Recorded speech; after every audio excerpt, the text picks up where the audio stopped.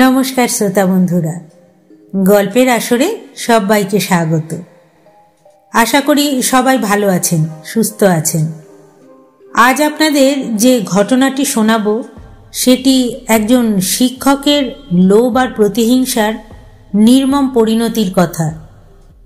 শুরু করার আগে আপনাদের সবার কাছে অনুরোধ থাকবে, আমার উপস্থাপনা ভালো লাগলে আমার এই চ্যানেলটিকে সাবস্ক্রাইব করে আমাকে সহযোগিতা করবেন আর একটা লাইক করবেন। তাতে আমি আরও উৎসাহিত হব আপনাদের জন্য আরও ভালো ভালো গল্প সংগ্রহ করে শোনাতে। পাশের বেল আইকনটা কিন্তু প্রেস করে রাখবেন আমার নতুন গল্পের নোটিফিকেশন পাওয়ার জন্য। যে সকল বন্ধুরা আমার এই ছোট্ট চ্যানেলটিকে সাবস্ক্রাইব করে আমার পাশে আছেন, আমার সহযোগিতা করছেন, তাদের সকলকে আমার আন্তরিক ধন্যবাদ। আপনাদের আর সময় নষ্ট না করে আজকে গল্প শুরু করছি।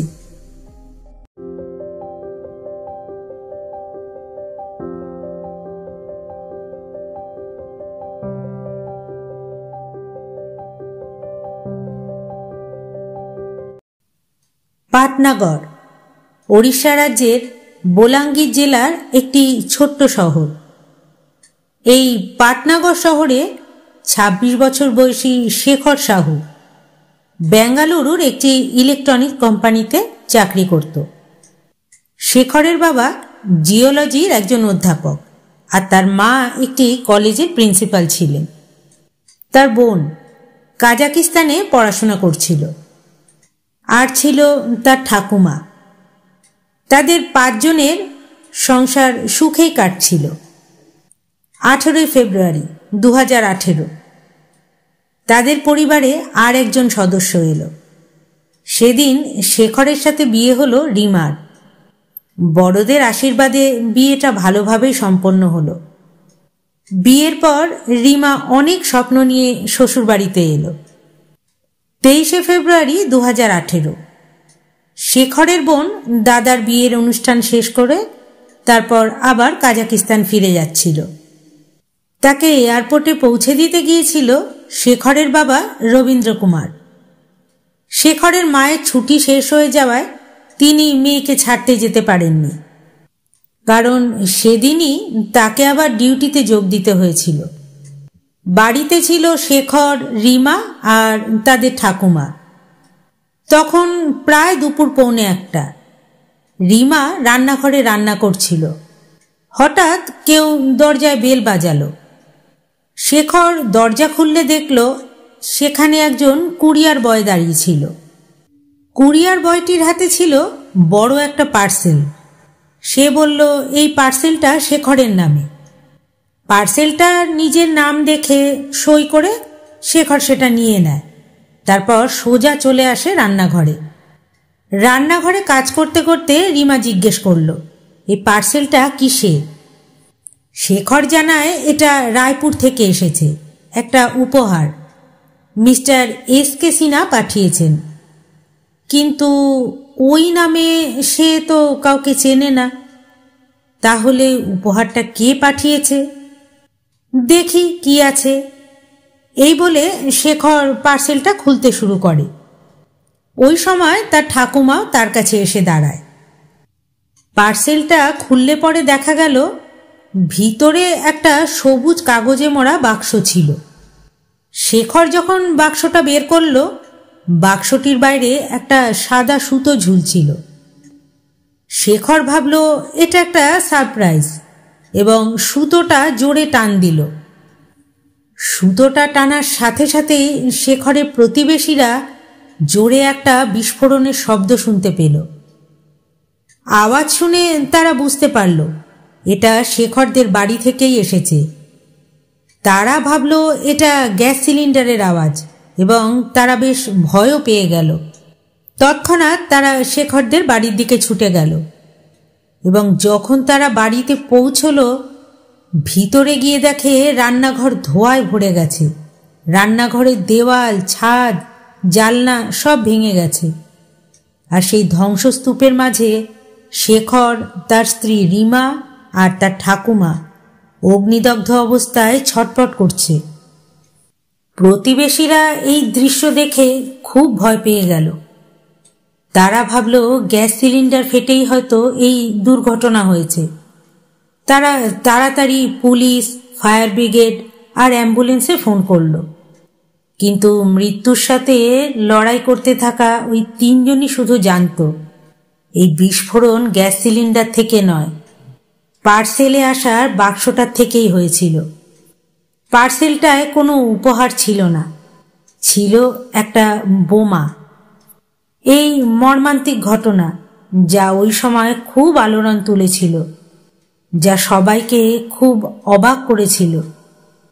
আপনারাও শুনলে আশ্চর্য হবেন কি কারণে এই মর্মান্তিক ঘটনা ঘটানো হয়েছিল। যাই হোক, পুলিশ, ফায়ার ব্রিগেডের লোকজন সবাই মিলে ওই 3 জনকে বাড়ির বাইরে বার করে আনে এবং কাছাকাছি হাসপাতালে নিয়ে যায়। যেহেতু শেখর আর তার ঠাকুমা বোমার খুব কাছাকাছি ছিল, তাই তাদের শরীরের 90% পুড়ে যায় আর তাদের অবস্থা খুব আশঙ্কাজনক ছিল। আর রিমা ছিল কিছুটা দূরে, তাই তার শরীরের 40% পুড়ে গিয়েছিল। হাসপাতালে পৌঁছলে চিকিৎসকেরা জানায় শেখরের ঠাকুমা ইতিমধ্যেই মারা গেছেন। আর যেহেতু ওই হাসপাতালে বিশেষ কোনো চিকিৎসার সুযোগ সুবিধা ছিল না, তাই শেখর আর রিমাকে অন্য হাসপাতালে ট্রান্সফার করা হলো। রিমার অবস্থার কিছুটা উন্নতি হলেও শেখরকে বাঁচানো সম্ভব হলো না। পুলিশ এদিকে ঘটনাস্থল শেখরদের বাড়িতে এসে পরীক্ষা করে দেখে দুর্ঘটনা গ্যাস সিলিন্ডার থেকে হয়নি। তখন তারা বম্ব স্কোয়াডে খবর দেয়। বম্ব স্কোয়াডের লোকজন ঘটনাস্থলে এসে এটা নিশ্চিত করে যে দুর্ঘটনা বোমা ফেটেই হয়েছিল, কারণ রান্নাঘর থেকে তীব্র বারুদের গন্ধ বেরোচ্ছিল। পুলিশের কাছেও এটা নিশ্চিত হয়ে গেল যে দুর্ঘটনা বোমা ফেটেই হয়েছে, কিন্তু তারা এটা বুঝতে পারছিল না যে বোমা এখানে কেন এলো বা কিভাবে এলো। এই সত্যটা যে 3 জন জানত, তাদের মধ্যে তো 2 জন ইতিমধ্যেই মারা গেছে, আর রিমাও কথা বলার মতো অবস্থায় ছিল না। তাই পুলিশের কাছে রিমার সুস্থ হওয়ার জন্য অপেক্ষা করা ছাড়া কোনো উপায় ছিল না। এর 1 সপ্তাহ পর মার্চের 3 তারিখে রিমা কিছুটা সুস্থ হওয়ার পর পুলিশকে সমস্ত ঘটনা জানালো, যা ইতিমধ্যেই আমি আপনাদেরকে বলেছি।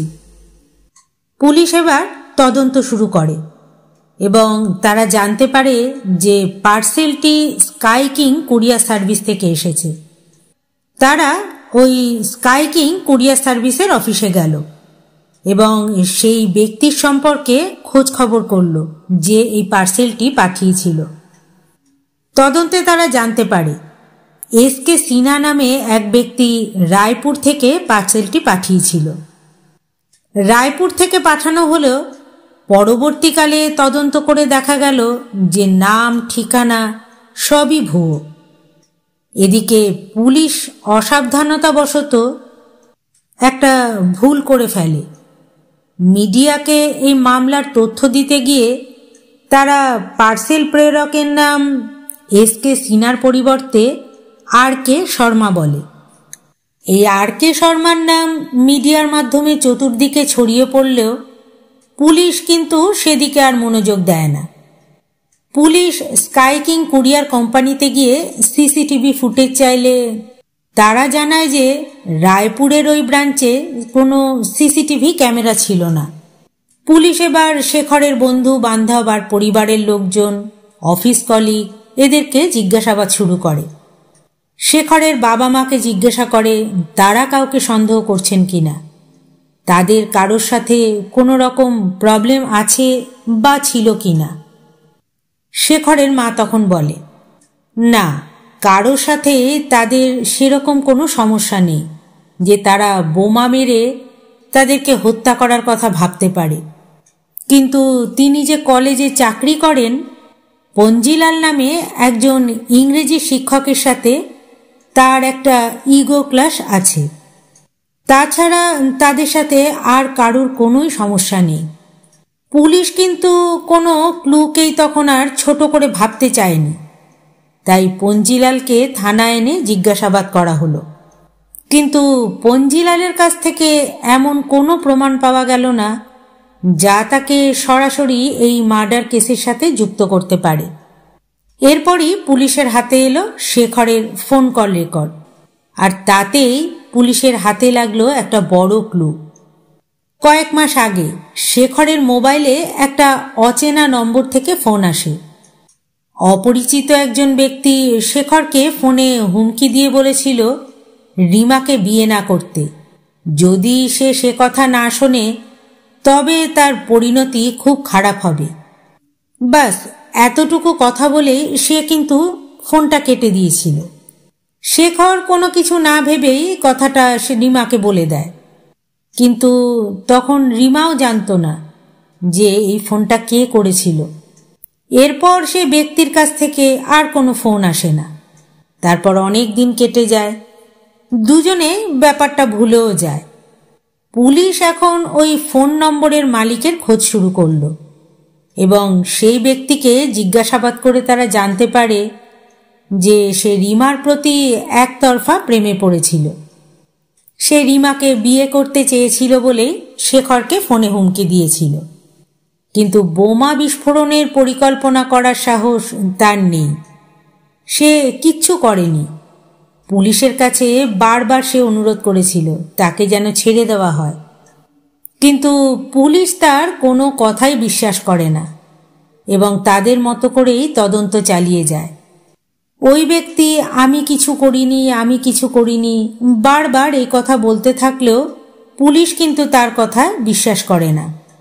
পুলিশ তার পলিগ্রাফ টেস্ট করায়। এই পলিগ্রাফ টেস্টেই প্রমাণ হয়ে যায় যে ওই ব্যক্তি মিথ্যে বলেনি। কোনো সুনির্দিষ্ট প্রমাণ না থাকায় পুলিশ ওই ব্যক্তিকে ছেড়ে দিল। এদিকে এই বিস্ফোরণ কাণ্ডের পর প্রায় 3 সপ্তাহ কেটে গেছে। পুলিশ শেখরের বন্ধুবান্ধব, প্রতিবেশী, পরিবারের সদস্য, স্কাই কিং কুরিয়ার অফিসের ডেলিভারি বয়, স্টাফ, এরকম প্রায় মোট 100 জনকে জিজ্ঞাসাবাদ করার পরও কোনো প্রমাণ পেল না। তাই খুন আর বিস্ফোরণ মামলার কোনো অগ্রগতি না হওয়ায় উড়িষ্যার লোকজন বলতে শুরু করলো যে পুলিশ এই মামলাটি সঠিকভাবে তদন্ত করেনি। সঠিকভাবে তদন্ত করা হয়নি বলে ওড়িশা সরকারেরও সমালোচনা শুরু হলো। অপরাধীকে দ্রুত ধরার জন্য তখন ওড়িশা সরকার মামলাটি ক্রাইম ব্রাঞ্চের হাতে হস্তান্তর করে। ক্রাইম ব্রাঞ্চের অফিসাররা আবার নতুন করে তদন্ত শুরু করে, সন্দেহভাজনদের জিজ্ঞাসাবাদ করে। যেহেতু কুরিয়ার অফিসে কোনো সিসিটিভি ছিল না, তাই আশপাশের প্রায় 250টি সিসিটিভি ক্যামেরার ফুটেজ তারা পরীক্ষা করতে থাকে। কিন্তু পুলিশ কোনো সুনির্দিষ্ট প্রমাণ পায় না, আর মামলারও কোনো অগ্রগতি হয় না। এরই মধ্যে 4 এপ্রিল 2018 বালাঙ্গীর জেলার এসপিকে একটা বেনামি চিঠি পাঠানো হয়। ওই চিঠিতে লেখা ছিল, এসপি স্যার, পার্সেলটা এসকে সিনহার নামে পাঠানো হয়েছিল, আর আপনারা এটাকে আর.কে. শর্মার নাম বলেছেন। এই বিস্ফোরণের সাথে 3 জন জড়িত এবং এই 3 জনই পুলিশের নাগালের বাইরে।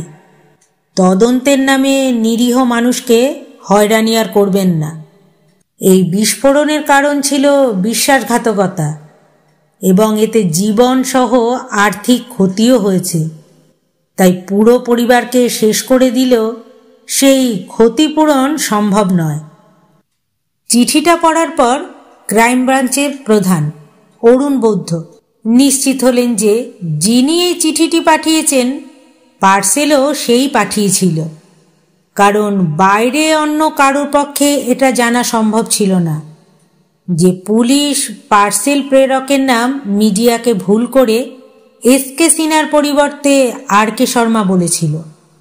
মিস্টার অরুণ বৌদ্ধ চিঠিখানা ফরেন্সিক ল্যাবে পাঠানোর সিদ্ধান্ত নেন। ওই চিঠিতে কোনো বিশেষ লোকের আঙুলের ছাপ পাওয়া যায় কিনা সেটা জানতে।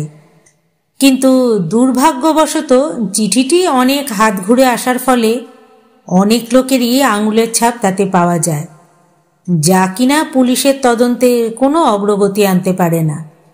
ক্রাইম ব্রাঞ্চের পুলিশ তখন শেখরের পরিবারের অর্থাৎ শেখরের বাবা মার কাছে চিঠিটা নিয়ে গেলেন এবং তাদেরকে পড়তে দিলেন এবং আবারও জানতে চাইলেন এই চিঠি পড়ার পর তারা কাউকে সন্দেহ করছেন কিনা।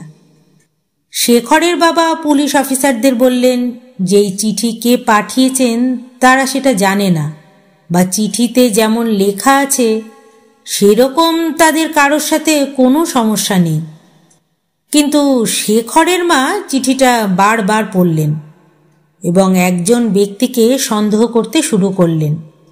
ওই ব্যক্তি যাকে পুলিশ অপর্যাপ্ত প্রমাণের কারণে ছেড়ে দিয়েছিল, শেখরের মায়ের সহকর্মী, ওই ইংরেজি শিক্ষক পঞ্জিলাল মেহর।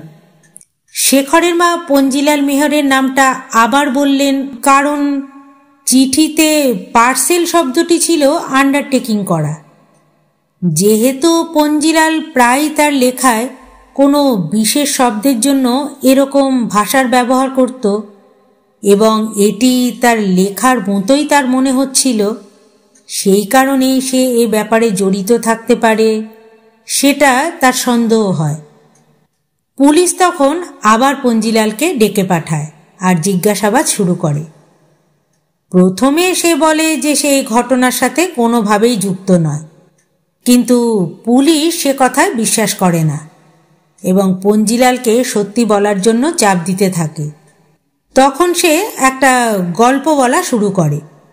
সে বলে, একদিন রাতে সে যখন হাঁটতে বেরিয়েছিল, হঠাৎ মুখোশ পরা একটি লোক তাকে একটি চিঠি দেয় এবং বালাঙ্গীর জেলার এসপিকে চিঠিটা পোস্ট করে দিতে বলে। যদি সে চিঠিটা পোস্ট না করে তার পরিবারের ক্ষতি করে দেওয়া হবে। এই হুমকি দেওয়ার সে ভয় পেয়ে যায় এবং চিঠিটা পোস্ট করে দেয়। এছাড়া এই মামলার বিষয়ে তার কাছে আর কোনো তথ্য নেই। এই গল্পটা কি বিশ্বাস করা যায়? পুলিশ তো দূর, একটি শিশুও এই গল্প বিশ্বাস করবে না। পুলিশকে রোজ অনেক অপরাধীদের সাথেই মোকাবিলা করতে হয়, তাই তার এই গল্পে তার ওপর পুলিশের সন্দেহ আরোই বেড়ে যায়। পুলিশ তখন তার বাড়ি তল্লাশি শুরু করে। তারা তার বাড়ি পুরোপুরি তল্লাশি করে একটা বেশ গুরুত্বপূর্ণ প্রমাণ খুঁজে পায়, যা ছিল পুলিশের কাছে একেবারে অবিশ্বাস্য। সেই প্রমাণটা ছিল শেখরের কাছে যে পার্সেলটি পাঠানো হয়েছিল সেই পার্সেলের বিলের একটা ডুপ্লিকেট কপি। সঙ্গে সঙ্গে পঞ্জিলালকে থানায় নিয়ে আসা হয় এবং পুলিশ তার নিজস্ব স্টাইলে জিজ্ঞাসাবাদ শুরু করে।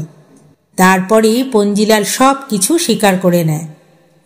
সে এমনটা কেন করেছে সেটা শুনে তো পুলিশ একেবারে অবাক হয়ে যায়। আর আপনারাও কারণটা জানলে একই রকমভাবে অবাক হবেন যে একটা সামান্য ব্যাপারের জন্য এমন একটা ভয়ঙ্কর পরিকল্পনা করা হয়েছিল। পঞ্জিলাল জ্যোতি বিকাশ জুনিয়র কলেজের একজন ইংরেজি শিক্ষক হিসেবে কর্মরত ছিল। সে 2009 সালে ওই কলেজের প্রিন্সিপাল হওয়ার সুযোগ পেলেন। প্রিন্সিপাল হওয়ার পর তার জীবনটাই পাল্টে গেল। তিনি যেমন সম্মান পেলেন তেমনি তার বেতনও অনেক বেড়ে গিয়েছিল। তখন তার জীবনের সব কিছুই খুব ভালো চলছিল। 2014 সালে শেখরের মা ওই কলেজের ইতিহাসে শিক্ষিকা হিসেবে যোগ দেন। কয়েক মাসের মধ্যেই ছাত্রদের তার পড়ানোর ধরন এবং তার মেধা খুবই ভালো লাগে। ছাত্রদের মধ্যে তার জনপ্রিয়তা বাড়তে থাকে। তারা এও বলে যে শেখরের মায়ের অভিজ্ঞতার কারণে তারই এই কলেজের প্রিন্সিপাল হওয়া উচিত। এতে পদ আর অর্থের লোভী পঞ্জিলাল খুব ভয় পেয়ে যায়। তার সব কিছু চলে যাবে এই কথা ভেবে সে শেখরের মাকে নানাভাবে হেনস্থা করতে শুরু করে। কিন্তু সে সব কিছু পাত্তা না দিয়েই শেখরের মা তার কাজ বেশ যত্ন সহকারে করে যাচ্ছিলেন। 25শে জানুয়ারি 2017 উড়িষ্যার উচ্চশিক্ষা বিভাগ একটি অফিসিয়াল চিঠি পাঠায় যে শেখরের মাকে প্রিন্সিপাল হিসেবে পদোন্নতি করা হয়েছে। তিনি ওই কলেজের একজন শিক্ষিকা থেকে প্রিন্সিপাল পদে সম্মানিত হলেন। অন্যদিকে পঞ্জিলাল প্রিন্সিপাল পদ থেকে আবারও একজন সাধারণ ইংরেজি শিক্ষক হয়ে গিয়েছিলেন, যাতে সে অনেক অসম্মানিত আর দুঃখিত হয়েছিল। সে শেখরের মাকে ঘৃণা করতে শুরু করে। সে ভেবেছিল এই ঘটনার জন্য শেখরের মাই একমাত্র দায়ী। তার বিদ্বেষ আর লোভ তাকে এতটাই পশু বানিয়ে দিয়েছিল যে সে তার পুরো পরিবারকে হত্যার পরিকল্পনা করেছিল। তার এই পরিকল্পনা কিভাবে বাস্তবায়িত করা যায় তার একটা উপায় বার করার জন্য সে অপরাধ সম্পর্কিত অনেক বই পড়া শুরু করে এবং বলিউড থেকে হলিউডের অপরাধ সম্পর্কিত অনেক সিনেমা দেখে। এইভাবে প্রায় 7 মাস কেটে যায়। শেষে সে সিদ্ধান্ত নেয় যে তার বাড়িতে বোমার পার্সেল পাঠানো হবে। পরিকল্পনা অনুযায়ী সব প্রস্তুতি শেষে পার্সেল পাঠানোর জন্য সঠিক সময়ের অপেক্ষা করতে থাকে। আর ঠিক সেই সময় শেখরের মা শেখরের বিয়ের আমন্ত্রণপত্র দেন। সে এই রকমই একটা সুযোগের অপেক্ষায় ছিল। বিয়ের উপহার হিসেবে পার্সেলটি পাঠানোর সিদ্ধান্ত নেয় সে। 5ই ফেব্রুয়ারি 2018 তারিখে পঞ্জিলাল প্রতিদিনের মতো সেদিন সকালেও কলেজে গিয়ে ক্লাস নিল। সেখানে সবার সামনে তার উপস্থিতি প্রমাণ করবার জন্য অ্যাটেন্ডেন্স রেজিস্টার খাতায় সইও করল। তারপর সে তাড়াতাড়ি বাড়ি ফিরে আসে।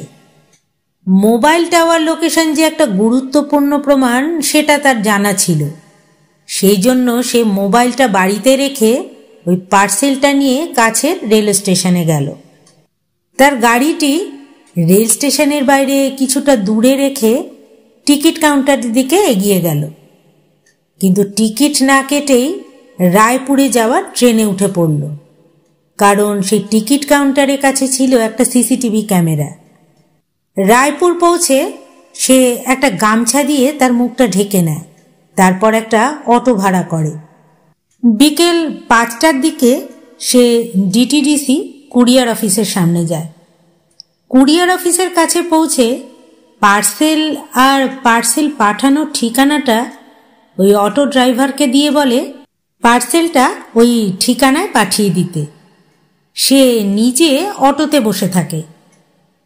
অটো চালক পার্সেলটা নিয়ে ভিতরে গেলে পার্সেলে কি আছে ডিটিডিসি অফিস থেকে জানতে চায়।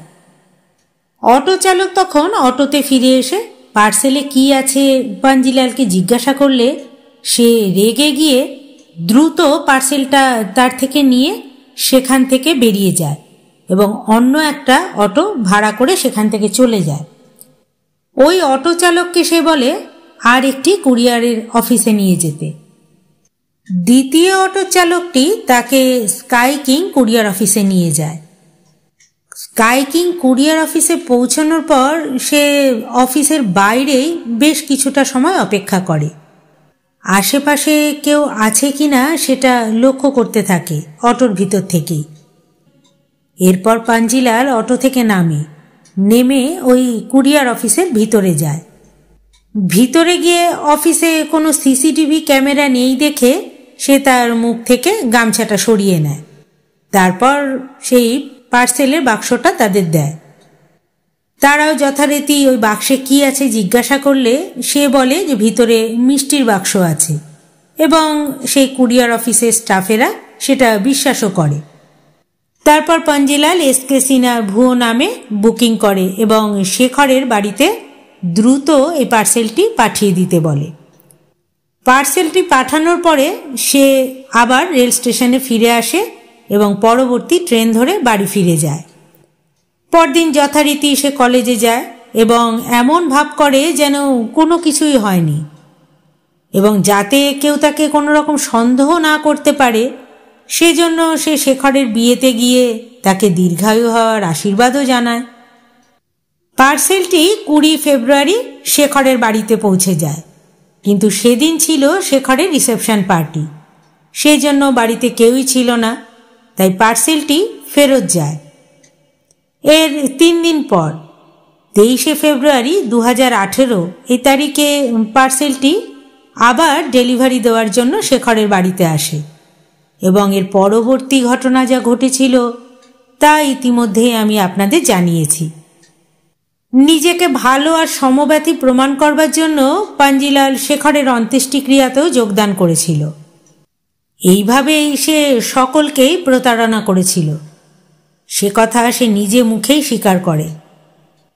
তার স্বীকারোক্তি, তার বাড়িতে পাওয়া কুরিয়ার বিলের ডুপ্লিকেট কপি, এসপিকে পাঠানো চিঠি আর তার বাড়ি থেকে পুনরুদ্ধার করা বারুদের অবশিষ্টাংশ, যা পরবর্তীকালে পরীক্ষা করে শেখরের বাড়িতে পাওয়া বারুদের সাথে মিলে যায়, সে সমস্ত কিছু প্রমাণ পুলিশের হাতে আসার পরই অবশেষে 24শে এপ্রিল 2018 তারিখে ওড়িশা ক্রাইম ব্রাঞ্চের পুলিশ পাঞ্জিলালকে গ্রেপ্তার করে।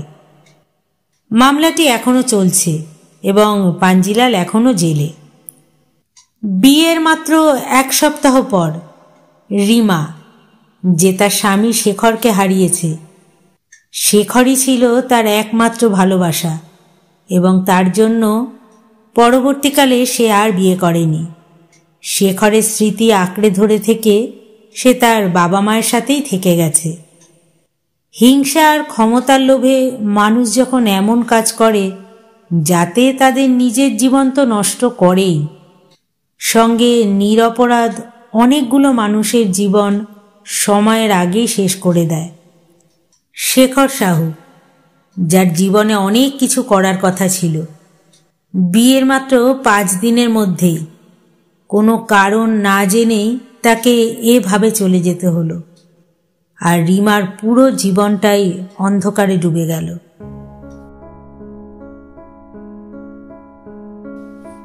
আজকের গল্পটি এখানেই শেষ হলো। আবার আমি আসব নতুন আরেকটি গল্প নিয়ে। ধন্যবাদ।